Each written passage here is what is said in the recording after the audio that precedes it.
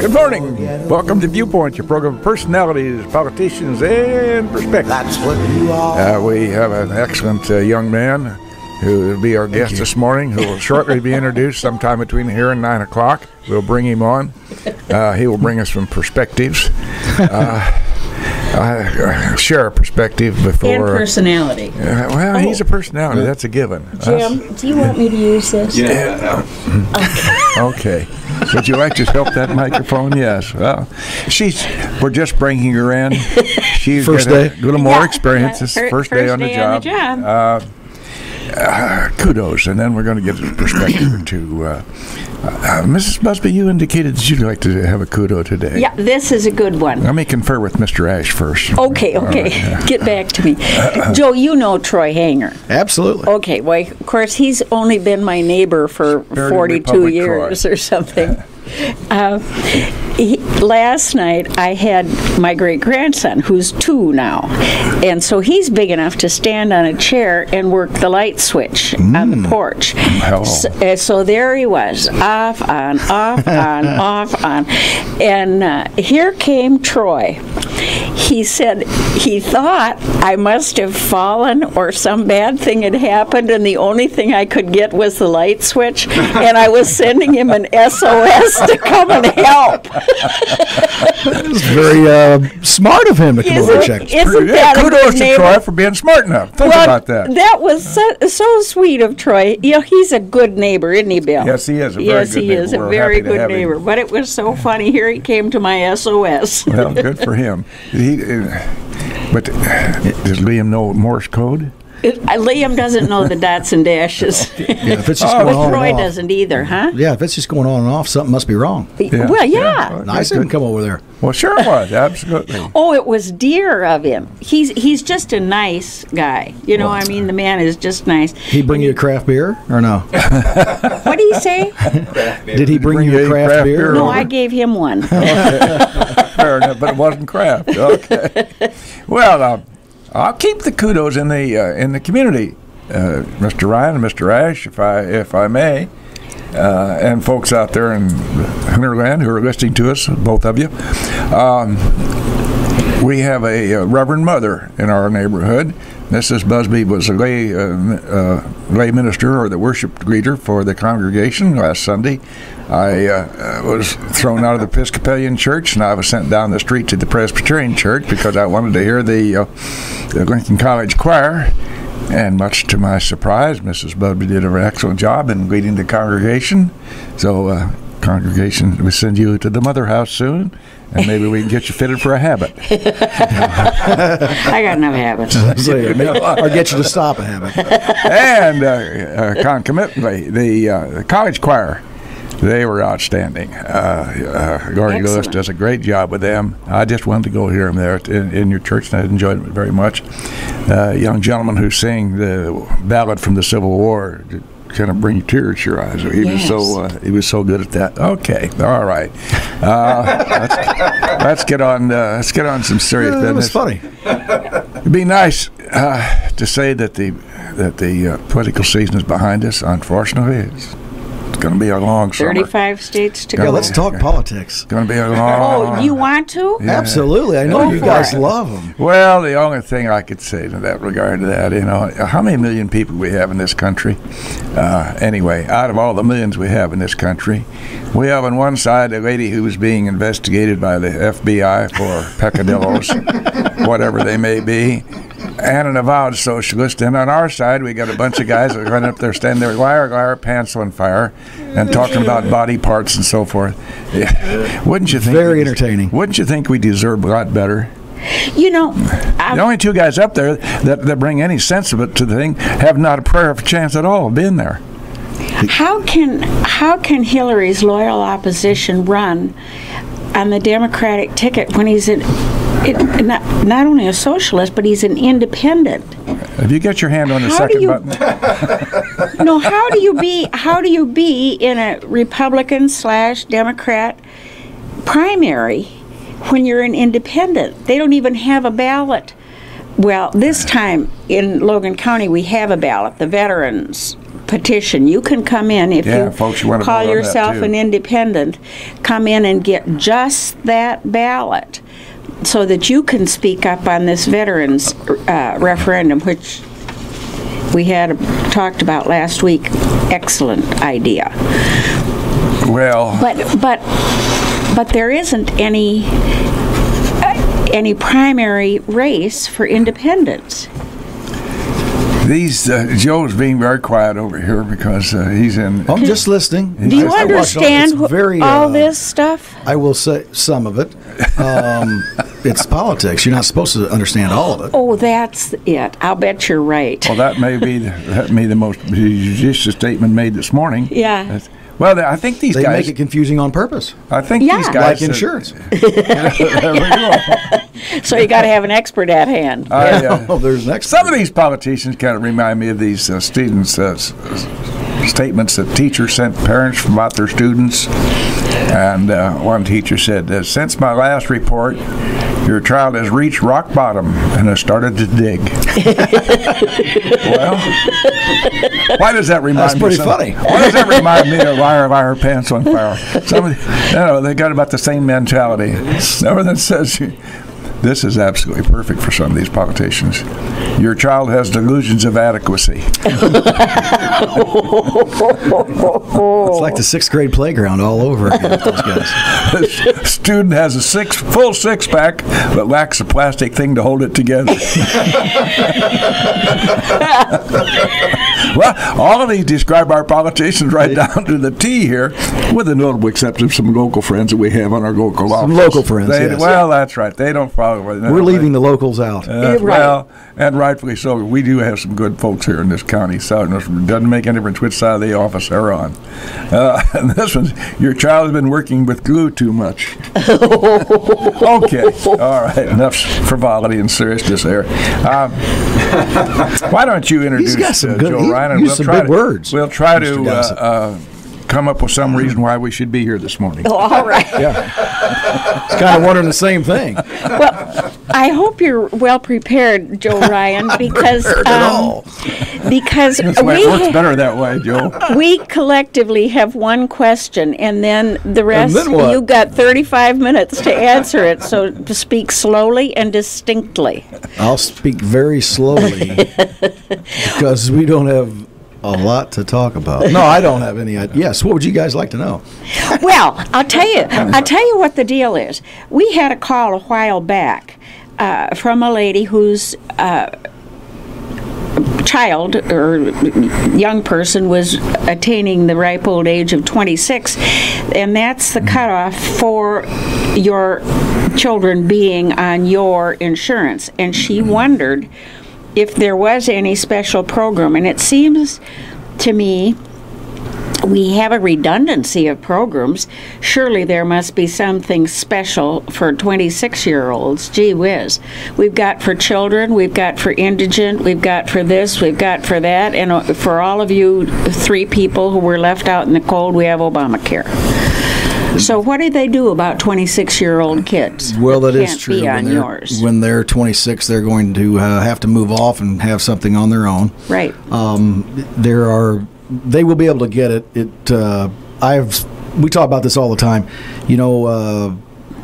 10 years ago, 5 years ago, health insurance was a very easy subject. I moved it all the time at my office. It was easy to keep up with. And since Obamacare has came in, it has become very difficult, and it changes yearly and sometimes 3 times during the year as to what is going on. I still do health insurance. I can still write health insurance, especially during the open enrollment with several different companies. But I refer all of these difficult situations like this to Rich Davis, who's really kept up with the stuff. He's on top of the health insurance industry. I'm not afraid to throw his name and number out there today. You can call him, but a 26-year-old is going to have to come off of it, and it will expire at the end. So if they turn at the end of the month that they turn 26. So if their birthday is in May, then June 1st they have to have something else lined up. And it's a special enrollment period, so they're allowed to do it. But you'll have to go outside You have to find someone that can get it for you and have it set up ready to go. Right, but surely a 26-year-old could get affordable insurance. Their chances of some catastrophic health issue would be less than Bill's and mine. Well, that's why we have that Affordable Health Care Act, right? I don't know why we have it. I'm sorry. I'm kidding. I do know why we had it. Expensive. We had to pass it so we could find out what was in it. And I have that on good authority. Nancy Pelosi told me that. There you go. That's why we have it. Will she be in today? She's coming right after you. I'll hang around. Yeah. She's landing at Martin International Field out there at Burtonview. She's flying into Burtonview? Twin engine? Yeah. Am I correct in my memory? That's a big question. Congress is not come under they're not susceptible to be under their own laws, correct? I believe you are correct. Men and women in Congress are not under their laws that they pass. Then, therefore, we all understand that, if Obamacare is so wonderful, why is it that the loudest advocates do not want to be subject to it? There's a question That's a for you, strange Mr. question Insurance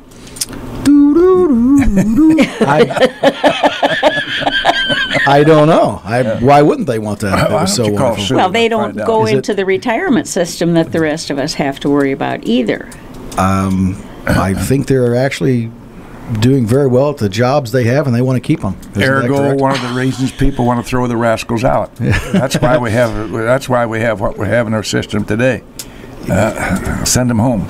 A lot of yes, there's a lot of things that need straightened out. I don't know if they'll ever get straightened out. If it's your game and your rules, of course the rules are going to benefit you, right? I would say if I can make up the rules, like when I play wiffle ball, I make up most of the rules. Yeah. Well, there you go. And then most of the rules help me. They're just playing a kind of a twist on twiffle ball. Well, let's get something established here, Judith Kay, and why we still got a half hour? Why rush into this? Some people may not know why we have Joel Ryan here. I think we don't know. Joe's not sure. Tell you what, I'm unsure of it myself. but we need to establish his credibility, his credentials. So, Joe, do I have any? Yeah, you do. You have some great credentials in this community too. Joe comes from a great family. I'm a little bit prejudiced about that, but I love them all. They're nice people, aren't they? They sure are. Yeah, we had one or two exceptions. Joe, tell us about your professional background, sir. So let's establish some serious credibility. Serious. For you. Well, I don't know that I have serious credibility. I've been now an agent for 15 years, so. You're associated with Country Financial. Yes, sir. Country Financial, and we've changed our names a couple of times, but it's all led up to being Country Financial. And, I have everything that you would need there, all types of insurances and that you could need. Health insurance, like you're discussing here, health insurance has been something that we were actually country companies, I believe, when we ended up not doing health insurance anymore because it costs, you couldn't make any money at it, so we aligned with Blue Cross and some other companies, and so now that we're affiliated with them, we can sell their products. So a country does not have a health insurance per se. Yeah, and that's where it was all fine for a while, and now it's just kind of gotten out of control. And that's where again I want people out there that if you need help with health insurance, I'm not paid by Rich Davis, so this isn't like I'm not doing an advertisement for him. I just want you to know that he's someone that I know. I just want you to know he's someone in town that's kept up with all of it. He knows all the ins and outs and the regulations, and he can be very helpful, much more so than someone like I can during the special enrollment period. I'm more of an open enrollment period. He can go on he can go out there and find you different things for special needs. You almost have I want to throw his number out there. Yeah, in case please. You're listening. This is serious matters. We've had a little frivolity here, if you haven't noticed. But this insurance business, for a lot of people, they're at loss, and they're not sure what the heck to do. It's very confusing. Or where they go find the answers to try to get them to what to do. Deductibles have become so high that I don't know how we afford it. I don't know how. I hear if Republicans get in, they're going to change things. Gosh, I don't know what type of a mess that would be if they tried to change it now. So, but some of those people who claim to being able to change things have already been there for, say, 20 years or so, and they haven't done much yet to change things. So I think you can't pull that on us. I think we're getting wise to that. It's Joe, give us Mr. Davis. Okay, yeah. Let's be serious. If you need something, in these special enrollment needs, Rich Davis at 737-6591. He can be very helpful for you during this special enrollment period because he's, like I say, that's what he does. He keeps up on it. He knows all the rules and regulations. And I am not going to sit here and act like I'm an expert at the health insurance the way it is now. Well, you'd have to be almost what they used to call a Philadelphia lawyer. That's a guy who can. He's got his. Absolutely. He knows a little bit about everything. The Philadelphia lawyer. See, you're going back showing your age a little bit. Yeah, that's. What's your point? Yeah, what's your point? 648-5510. Speaking of phone number, 648-5510. Our guest this morning, Mr. Joe Ryan. Joe's associated with the insurance business for a number of years now. Has great background here in Logan County and kind of helps around here and there on sports items and so forth. You might have possibly heard him here too, once or twice. You guys probably turned the station when you heard me on. But. Oh, no. So he has a number of Mr. Rich Davis. Rich Davis, okay. And repeat that number for us. Somebody might write that down, Joe. 737-6591. Okay. Right. That's for somebody who has some serious questions about insurance problems, that the man of all... And this isn't a paid advertisement. I'm just telling you that he's a guy that stays on top, but he can help you. We're going to charge you for this. You charge Rich. Not me. But Joe's a man for all seasons here in the county, and Judith came up with the idea that we had a question called in about insurance, and of course we absolutely knew nothing about it whatsoever. And so she had an idea that we might get an insurance man to discuss these things with us. So that's why we brought you out for your early morning coffee. I can sit around, we can shoot the bull a little bit. Well, let's do that then. I'll tell you, the most important thing you can do as someone out there, we all need insurance, and I really feel like you need to find someone that you know and trust, and if you don't have that relationship with your insurance agent, then you should get a different one. And not everyone can like you. I'm sure there are people out there that don't like me. They're lining up somewhere. I heard two comments. Well, I'm sure there's a bunch of them. They're hitting the Twitter things now. You can't be liked by everyone, but I really think you need to like your insurance man and our woman, and trust them. Yes. Because you need to go in and talk to them about things.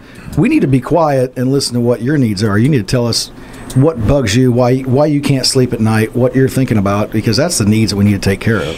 One of the things that they've been touting a lot on television lately is people thinking earlier in their life about retirement insurances and 401ks and all those kinds of things.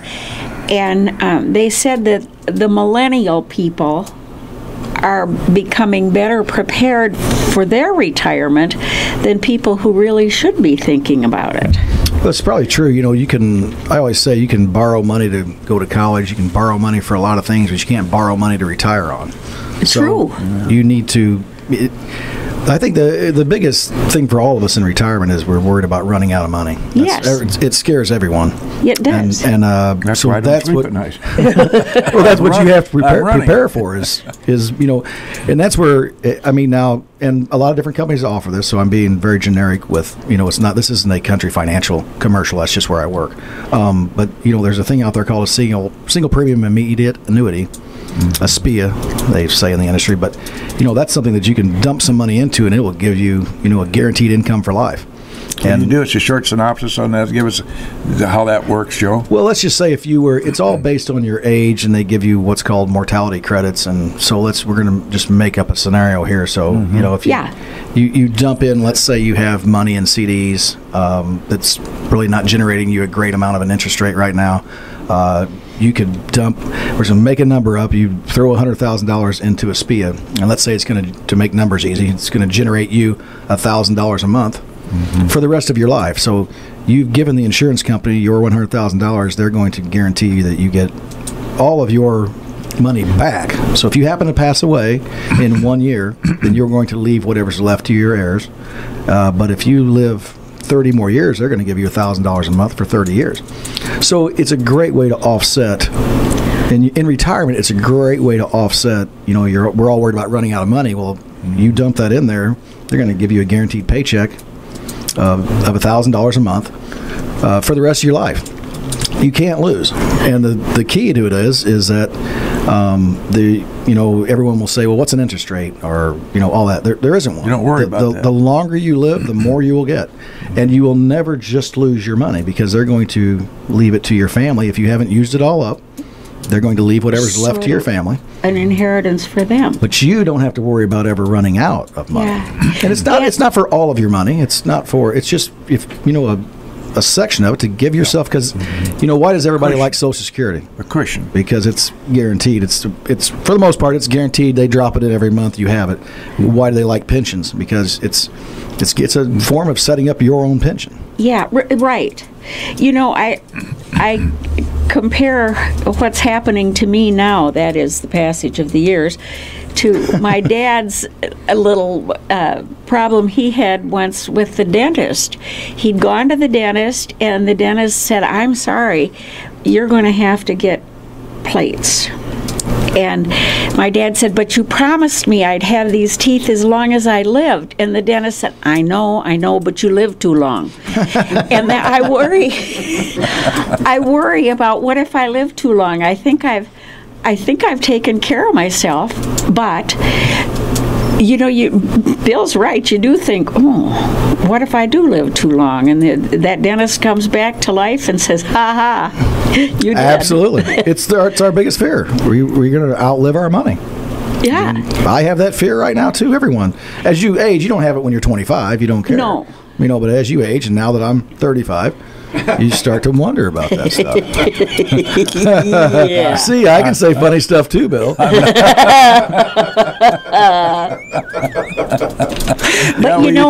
when you're young and newly married and starting your family, you think, boy, even $10 a paycheck sounds like a lot of money to put away. It really does. And it is. And, I started a family when I was 19 years old. You weren't putting too much money away at that age. I look at kids nowadays that are 25 and they're college graduates, and they're if two people getting married, both of them are college graduates, they're 25 years old, they're just getting started, and I look at those cell phone bills that have to be, $150 a month, $200 a month, and you look at your cable bill, whatever it is, and of course you're going to have a fancy ride and stuff, but if you were just taking $100 a month or $200 a month, it's not a lot of money right now. $100 a month. Throw that into something to get something started early in life. It'll really help out later on, so that you don't outlive your money. Well, there's that old word, compound. That's right. Compounding interest. That Matty Anderson taught me that 1,000 years ago in Central School. 1,000 years ago. It's close to that. And unfortunately, I was so busy trying to put things together that I didn't start thinking about what she said for a long time. But if you just put it away and forget about it and let it grow. Yes, you got to throw it something. There's a Roth is a wonderful thing to throw your money in. As far as eliminating the tax consequences later. It's one of the few ways to have tax-free retirement money. Is to throw it in a Roth, pay your taxes now, and get it out later for free. That's a good thing to do.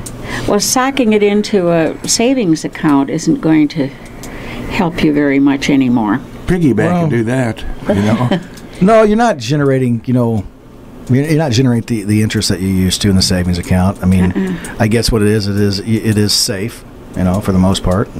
Well, it's better than under the mattress, I guess.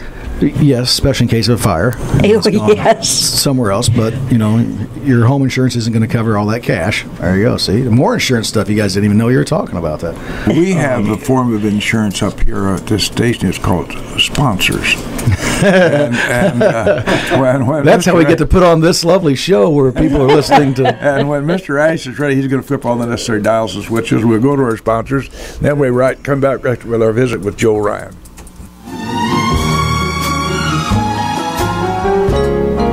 Right back live in the studios here at WLCN. Program is Viewpoint. We come on the air every Wednesday morning at 8:15. The sparkling co-host, Mrs. Busby, usually keeps things sparkling. Well.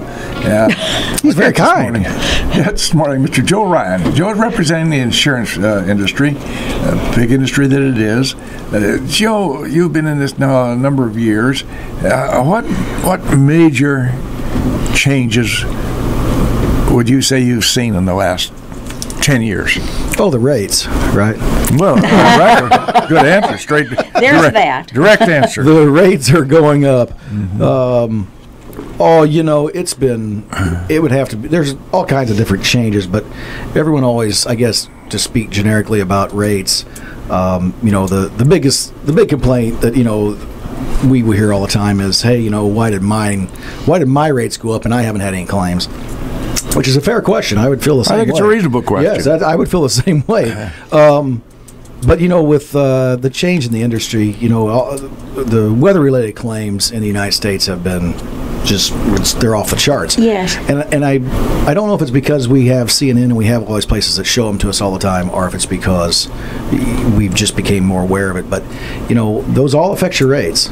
I mean, everybody's involved. So, when you watch disasters going somewhere else, those are affecting your rates. Right. Because the bottom line of the insurance company is, if for every dollar that they brought in, they paid out, $1.25. At the end of the year, that 25 cents has got to come back out, to us, because otherwise they're not in business.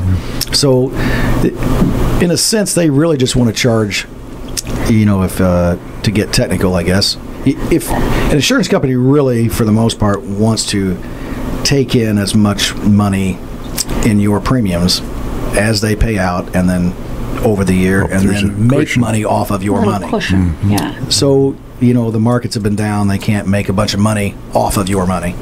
And then the claims have been astronomical for the past 10 years. They've been, there's been a lot of claims, weather-related claims. And then you throw in the added cost of that fuel was up, lumber was up, everything to replace your homes and autos and everything costs more money.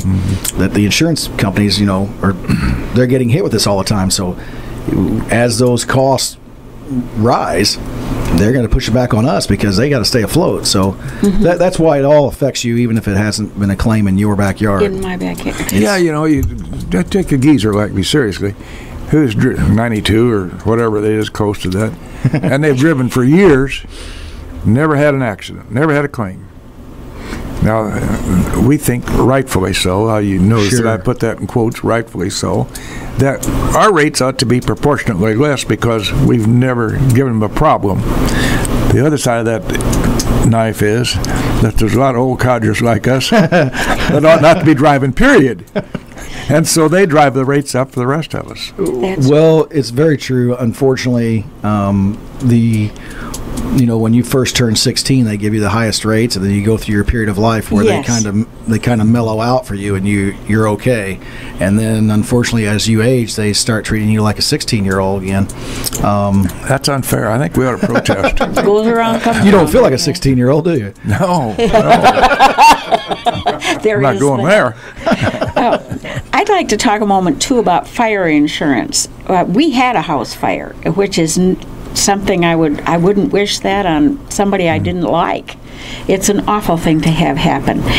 But the difference between having insurance and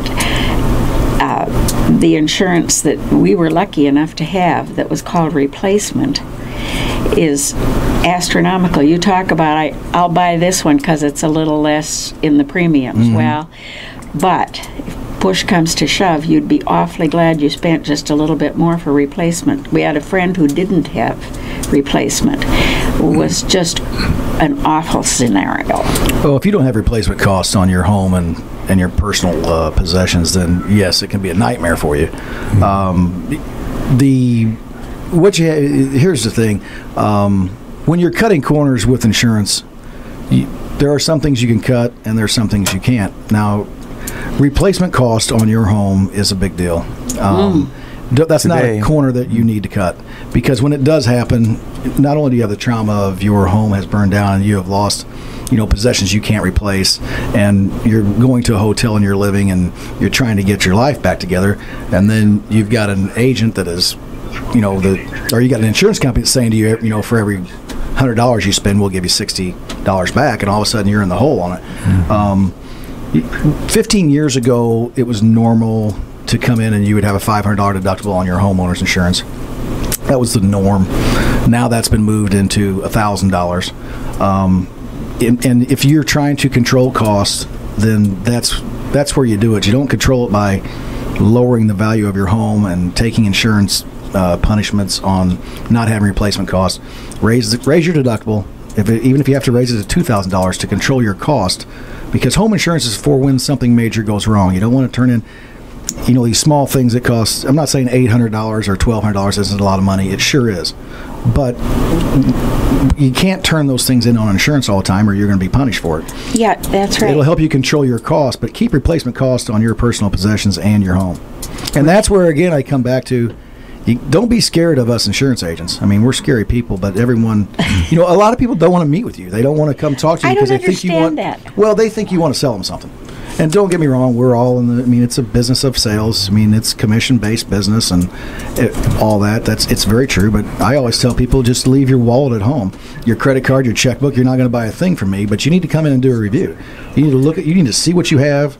I try to meet with, ordinary, I don't say ordinary, but I try to meet with home and auto owners, every other year, just to kind of go through things. Now, farmers are a different situation. They have yearly things that change. You got to see them more often. Businesses, you have to see them more often.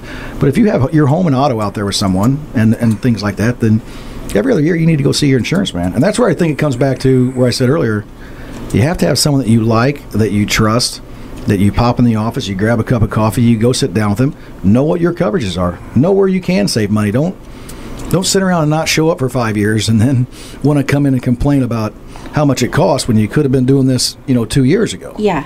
3 years ago. You mentioned that business about people having a reluctance to discuss any matters with their insurance man. Kind of reminds me, Woody Allen once said, death isn't so bad after all. Wait until you spend an evening with your insurance man. Well, you know what? I used to tell people that. I'm stopping by tonight about 7, and I'm not leaving till 10. People are scared of us. I've always said we're like cops. They don't want to see you unless they need you. We also say this in the industry. We're kind of like doctors. Now, not really, because I'm not as smart as a doctor. Although I know that Dr. Wahab asked me a lot of questions, so I try to steer him in the right direction. You're smart in your business as the doctor is in his. But we have to know what keeps you up at night. We have to know what you need in order to get you the right stuff. We can't just make it a cookie cutter and say, here, this is the same for you as it is for him, as it is for Jim. It's not. Everybody's got their different things going on, and your insurance man needs to know that so he can help get you the right coverage. Or woman, I keep saying man, but there's a lot of young ladies out there that are doing insurance, and they do an excellent job at it. Yes, but I think that we don't have to get into that PC business. I still say policeman and mailman. I know. Somebody will complain. That's why I'm saying we're not being rude. Have you had any unusual experiences with a client?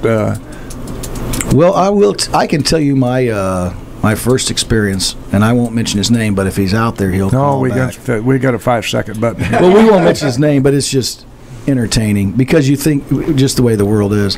I won't even say this correctly, this story, because I can't remember all of it, but I went to, you study, you take all your exams, and you're now an insurance agent, and then you go over to home office and you stay for 2 weeks and you do your training, your new agent school, and you get told about everything, and then you pop into your office and all of a sudden you're in the insurance business, and so that's where I was, and I went to my office, and it's my third day on the job, and it is all they're building a new office there, so mine wasn't even done, so I went into this closet, and I'm still working on paperwork that for my job and insurance and everything, health insurance and everything, and this young lady came and knocked on my door. She said, "Joe, you have a client here," and I looked at her and said, "Well, what do you want me to do?" And she said, "Well, he wants to meet you and meet with him." And I said, "Okay." And, "Okay, well, I guess send him into my closet." And so here came this guy in, and I always laugh about it. He probably wouldn't even care if I said his name, but it's just funny. He came in, and stepped up, and he had a 10-gallon cowboy hat on and boots, and he smelled of manure. and he stepped up into my office and shook my hand, and I thought I had grabbed a hold of sandpaper. And this guy, and he shook my hand, and he said, "Well, are you Joe?" And I said, "Yep." He said, "Well, I'm blah blah," and he said, "You and I've got a problem." And I said, "Okay." I said, "Well, can you tell me about it?" And he said, "Sure." He said, "I own a farm over here, blah blah blah, other side of Bloomington." And he said, "I've got however many acres, and I've got this, and I've got that." And he said, I went out to run my fences, and he said, "I'm missing a 2,000-pound bull." And he said, "I can't find it." And I found the fence where it's torn down, and he said, "I've looked for a week for this bull." He said, "I can't find it. It's out there somewhere." And he said, "I just talked to, your company." Now, this claim was called in before I was ever there. And he said, "I just talked to your company. Your company says, that they're not going to pay for that." And I said, "Well," I'll be real honest with you. I don't know too much about it, but can you go and tell me what's happened?" And he said, "Yeah." He said, "I'll tell you what happened." He said, "It'd been missing about a week, so 2 or 3 days ago I got a call from the Illinois State Police that said, 'Hey, are you Joe, and are you missing a 2,000-pound bull?' And I said, 'Yes, I am.' And he said, 'Well, we've got it trapped between 4 lanes of traffic over on I-74. And he said, he goes, 'What do you want us to do?' He said, 'I'll be right over there.' He said, so I jumped in the truck and threw my shotgun in the back seat, or I'm not correct about this gun, but he said some fancy name like a 4.06 or something I don't know what I'm talking about. But he said he threw this gun in the back of his truck, and he said he drove over there, and he said he got over there, and they've got 4 lines of traffic backed up on 74 for 10 miles. And state troopers and all kinds of people out there. And he said he whipped around through all of them and got down in the meeting and drove down the middle of that place and pulled up on that bull. And he said, I pulled up on that bull, and he said, I grabbed my shotgun out of the back of that truck, and he said, I raised it up, and I shot him right between the eyes and dropped him right there in the middle of that highway. And he looks at me and he says, and now your company says they're not going to pay me for that. And the story was much longer, but when he got all done and looked at me, I looked across from him in his little bitty closet, and I said, Joe, I'll be real honest with you. I didn't even know we insured bulls. And then he got mad. So that doesn't give me much confidence in you if you don't even insure bulls. And I said, I'll tell you, I've been to a lot of schooling and training and taking tests. And I said, I have no idea what you're talking about. But I said, give me a little bit of time and I'll find out. So then I made all these phone calls and talked to people. And sure enough, he has his bull insured with us. And, you can't just shoot your animal like that unless a vet signs off on it and says it's in the best interest of the animal. Yeah. And he said, what do you want me to do? I got all this traffic backed up. You want me to just let him go? He said, it's the only way. Kill him. So I will say, yeah, that was my first client that came in. Now, I will tell you, he's still a client today after 15 years.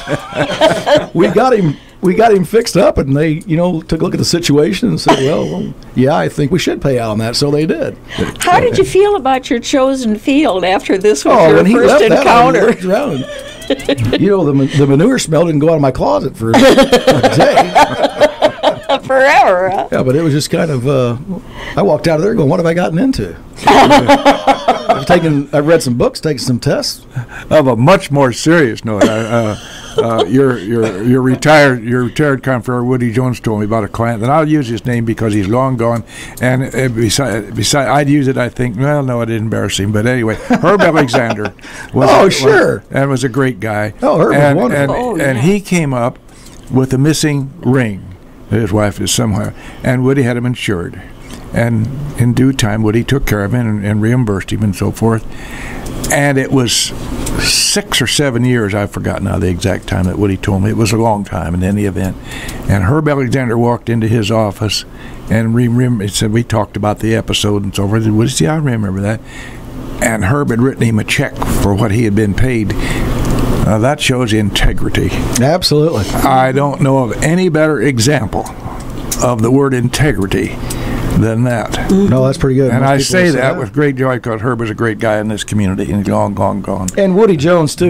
Woody Jones was he was a treated all of his clients just just He was the way king. it needed to be. Yeah, he was Sure. a great agent, certainly, and he's enjoying. He's given me some words of wisdom over the years when I first got started. Well, to put Woody's a things, good man. Put things in perspective, I had Woody and some others his age on the first baseball team I coached and sponsored when I was in business in 1946 or 7 or 8. I don't know when it was. Anyway, it's a long time. But I always thought that I've always remembered that story about integrity. And I thought, boy, how could you define it any better than that? Oh, you got to have that. Josephine Smith, I'd hate to say, but probably 6 out of 10.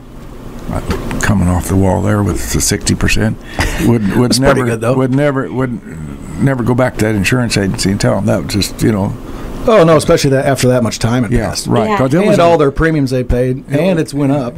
Yeah. That's Truth in that. part of the beauty of our being lucky enough to live in an area like this. You run across any number of people who have a lot of integrity. I don't know that they're quite as lucky sometimes in the big cities. Or they're more anonymous. Well, you don't have that personal thing, and it's like I'm sure everyone else says this too. So I'm not the only one. But as far as I'm concerned, the last thing I want to do is not have you insured properly. Simply because I'm going to run into you at ball games or eating lunch or whatever. That's so right. I want to make sure. That's why you need to see your insurance man. If there's anything you take away from this today, make an appointment to go see your insurance man or woman and visit with them and look at your coverages. And just go through things, and you need to know what you have, not just leave it up to the. We talked earlier about the computer. How everyone can go online now, and you can get your own things, and you think you're going to outsmart the world, but we're all the same people. When you go online and you look at those drop-down boxes of what coverage you'd like to have, you're going to take the cheapest one.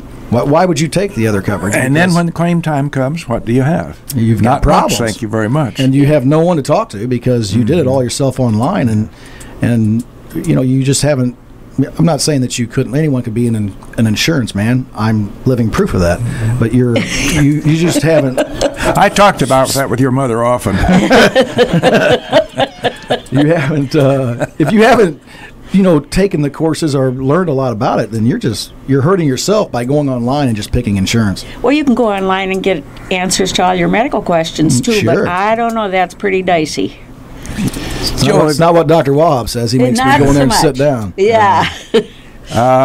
You've seen a lot of changes, a lot of complexities. Joe and Josephine Smith on the street don't understand the complexities of the insurance profession as much as, so it makes it more difficult for an agent, whomever it may be, to serve them properly. Would it be safe to say that? Absolutely. And insurance is very credit based. A lot of people don't realize that too. So it's we all know that it's very important to protect your identity, protect all your stuff, but it's also important to have a good credit score when you go see an insurance. To when you go to get quotes, they take a look at. You don't really see, hey, you owe JCPenney's $80 and you haven't paid. They don't see that, and JCPenney's making a comeback.